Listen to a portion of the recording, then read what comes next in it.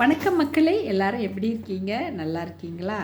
இன்றைக்கு யோவான் 21ஆம் அதிகாரம் வசனங்கள் 11 முதல் 25 முடிய. ஓகேங்களா?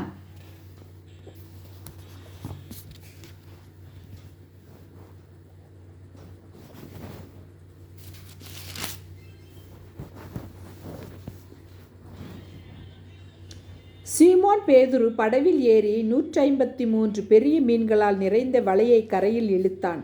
இத்தனை மீன்கள் இருந்தும் வலை கிழியவில்லை. இயேசு அவர்களை நோக்கி, வாருங்கள், போஜனம் பண்ணுங்கள் என்றார். அவரை கர்த்தரென்று சீசர்கள் அறிந்தபடியினால் அவர்களில் ஒருவனும் நீர் யார் என்று கேட்க துணியவில்லை. அப்பொழுது இயேசு வந்து அப்பத்தையும் மீனையும் எடுத்து அவர்களுக்கு கொடுத்தார். இயேசு மரித்தோரிலிருந்தெழுந்த பின்பு தம்முடைய சீசருக்கு அருளின தரிசனங்களில் இது 3வது தரிசனம். அவர்கள் போஜனம் பண்ணின பின்பு இயேசு சீமோன் பேதுருவை நோக்கி, யோனாவின் குமாரனாகிய சீமோனே, இவர்களிலும் அதிகமாய் நீ என்னிடத்தில் அன்பாய் இருக்கிறாயா என்றார். அதற்கு அவன், ஆம் ஆண்டவரே, உம்மை நேசிக்கிறேன் என்பதை நீர் அறிவீர் என்றான். அவர், என் ஆட்டுக்குட்டிகளை மேய்ப்பாயாக என்றார். 2ஆம் தரம் அவர் அவனை நோக்கி, யோனாவின் குமாரனாகிய சீமோனே, நீ என்னிடத்தில் அன்பாய் இருக்கிறாயா என்றார். அதற்கு அவன், ஆம் ஆண்டவரே, உம்மை நேசிக்கிறேன் என்றார். ஆம் ஆண்டவரே, உம்மை நேசிக்கிறேன் என்பதை நீர் அறிவீர் என்றான். அவர், என் ஆடுகளை மேய்ப்பாயா என்றார்.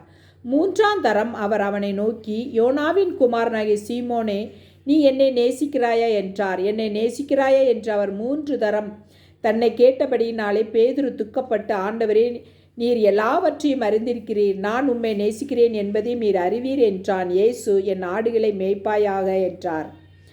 நீ இளவயதுள்ளவனாய் இருந்தபோது உன்னை நீயே அறை கட்டி கொண்டு உனக்கு இஷ்டமான இடங்களிலே நடந்து திரிந்தாய். நீ முதிர் வயது உள்ளவனாகும் போது உன் கையை நீட்டுவாய், வேறொருவன் உன் அறையை கட்டி உனக்கு இஷ்டமில்லாத இடத்துக்கு உன்னை கொண்டு போவான் என்று மெய்யாகவே மெய்யாகவே உனக்கு சொல்கிறேன் என்றார்.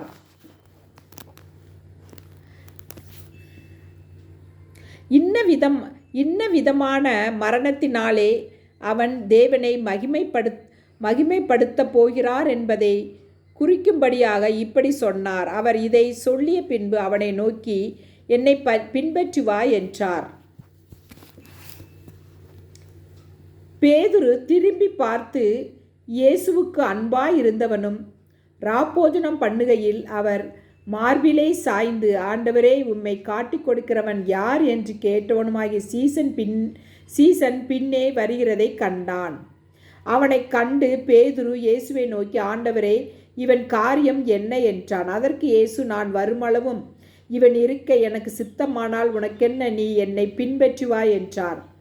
ஆகையால் அந்த சீசன் மரிப்பதில்லை என்கிற பேச்சு சகோதரருக்குள்ளே பரப்பிற்று. ஆனாலும் அவன் மரிப்பதில்லை என்று இயேசு சொல்லாமல், நான் வருமளவும் இவன் இருக்க எனக்கு சித்தமானால் உனக்கென்னவென்று சொன்னார். அந்த சீசனை இவைகளை குறித்து சாட்சி கொடுத்து, இவைகளை எழுதினவன் அவனுடைய சாட்சி மெய்யென்று அறிந்திருக்கிறோம். இயேசு செய்த வேறு அநேக காரியங்களும் உண்டு. அவைகளை ஒவ்வொன்றாக எழுதினால் எழுதப்படும் புஸ்தகங்கள் உலகம் கொள்ளாதென்று எண்ணுகிறேன்.